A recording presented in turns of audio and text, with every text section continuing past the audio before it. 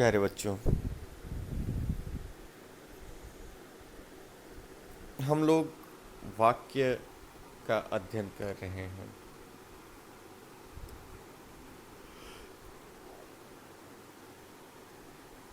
इसी के अंतर्गत आज हम लोग वाक्य के भेद पढ़ेंगे।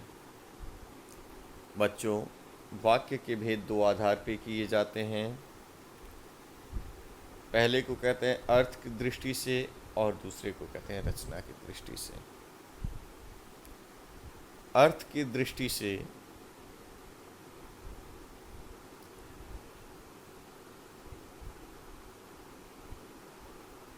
आज जो पहला हम लोग अध्ययन करेंगे वो है अर्थ की दृष्टि से।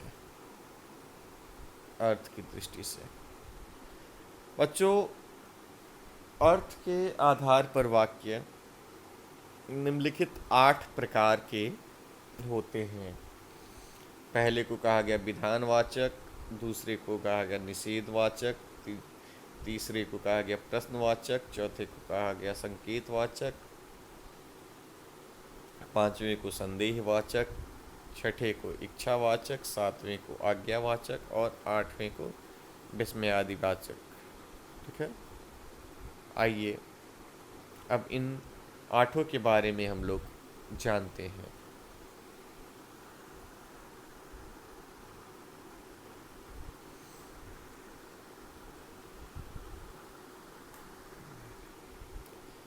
हमारा पहला है विधानवाचक। जिन वाक्यों में क्रिया के करने या होने का सामान्य कथन हो, देखिए क्रिया के करने या होने का सामान्य कथन हो, उन्हें विधानवाचक वाक्य कहा जाता है।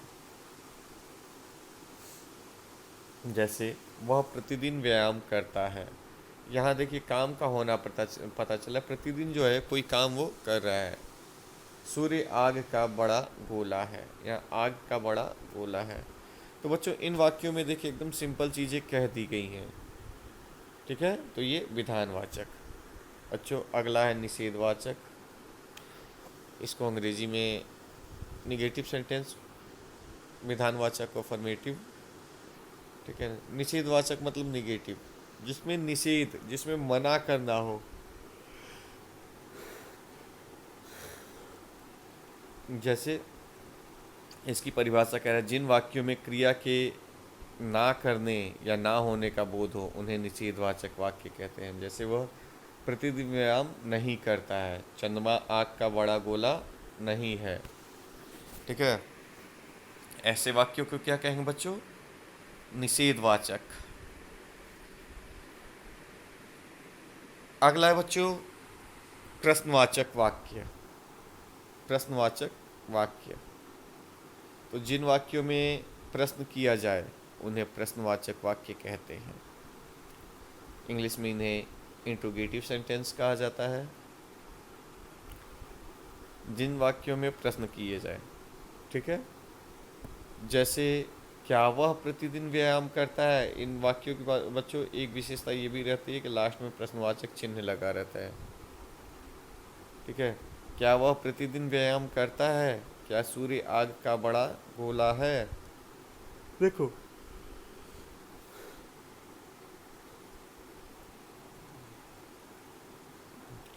यहाँ पे क्या स्टार्टिंग में आ गया, हम लोग पहचान गए कि हाँ प्रश्नवाचक है। लेकिन कई ऐसे वाक्य होते हैं जिनमें प्रश्नवाचक शब्द जो है वो बीच में आता है। जैसे यही अगर पूछता वह प्रतिदिन व्यायाम क्यों नहीं करता है, ठीक है, या सूर्य आग का बड़ा गोला क्यों नहीं है, ये क्यों नहीं जो है बीच में आ गया।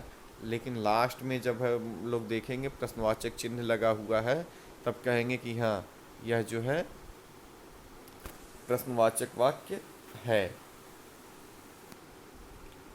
बच्चों अगला है संकेतवाचक वाक्य। जिन वाक्यों में एक क्रिया का होना दूसरी क्रिया पर निर्भर करे उन्हें संकेतवाचक वाक्य, मतलब पहले वाक्य का क्रिया जो है वो दूसरे वाक्य पे है, निर्भर रहे, उसी को जो कहते हैं संकेतवाचक। जैसे पहला एग्जाम्पल दिया है कि सूर्य उदय होगा तो अंधकार नष्ट होगा। अगर सूर्य उदय होगा बच्चों, तभी अंधकार मिटेगा। ठीक है, तुम परिश्रम करते तो अवश्य सफल होते। तुम परिश्रम अगर तुम परिश्रम करते तब जाके परीक्षा में सफलता मिलती। अगला है बच्चों संदेहवाचक वाक्य। ठीक है, जिन वाक्यों में संदेह की संभावना हो उन्हें संदेहवाचक वाक्य कहते हैं। जैसे सियोटी ना हो काम की, ठीक है, वह सो के उठ चुका होगा, या यहाँ दिया वह अब तक घर पहुँच चुका होगा, शायद मैं भी वहाँ जाऊँ, जिसमें सियोटी ना हो। अगला है बच्चों इच्छावाचक वाक्य। जिन वाक्यों में वक्ता की इच्छा, आशा, शुभकामना, आशीर्वाद आदि का बोध हो उन्हें इच्छावाचक वाक्य कहते हैं। जैसे ईश्वर तुम्हें सुखी रखे। देखिए क्या क्या इच्छा हो, आशा हो, शुभकामना हो, आशीर्वाद हो, ठीक है, यह सब सारी चीज़ें हो तो वहाँ पे इच्छावाचक वाक्य कहलाता है। ठीक है, जैसे ईश्वर तुम्हें सुखी रखे, ये शुभकामनाएं हो गई, सॉरी आशीर्वाद हो गया। आज तो मिठाई खिला दो, यह इच्छा हो गई। तो ऐसे चीज़ों को इच्छावाचक वाक्य कहते हैं।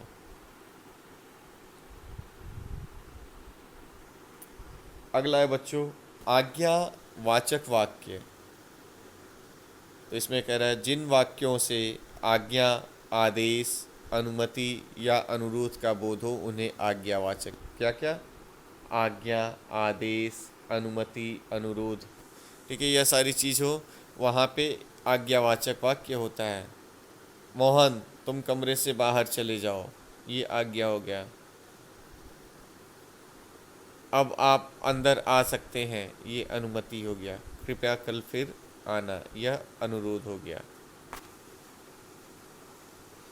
बात समझ में आ रही? जिसमें भी आज्ञा, आदेश, अनुमति या अनुरोध हो बच्चों, वह आज्ञावाचक वाक्य कहलाते हैं। अगला है विस्मयादि बोधक।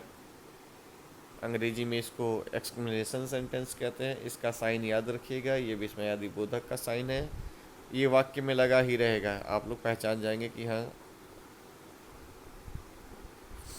विस्मयादि बोधक शब्द यहाँ है। जिन वाक्यों में हर्ष, आश्चर्य, हर्ष, घृणा, शोक आदि के भाव प्रकट हो। किसके किसके? आश्चर्य, हर्ष, घृणा, शोक आदि के भाव प्रकट हो उन्हें विस्मयादि बोधक वाक्य कहते हैं। जैसे आहा कैसा सुंदर दृश्य है, यहाँ हर्ष हो रहा है। ओफ बेचारा कुचला गया। ए तुम भी गए, छी इतनी बदबू। पहले सेंटेंस में देखिए हर्ष हो गया, दूसरे में शोक हो गया, तीसरे में विस्मय हो गया और चौथे में घृणा हो गया। तो बच्चों इस वीडियो में हम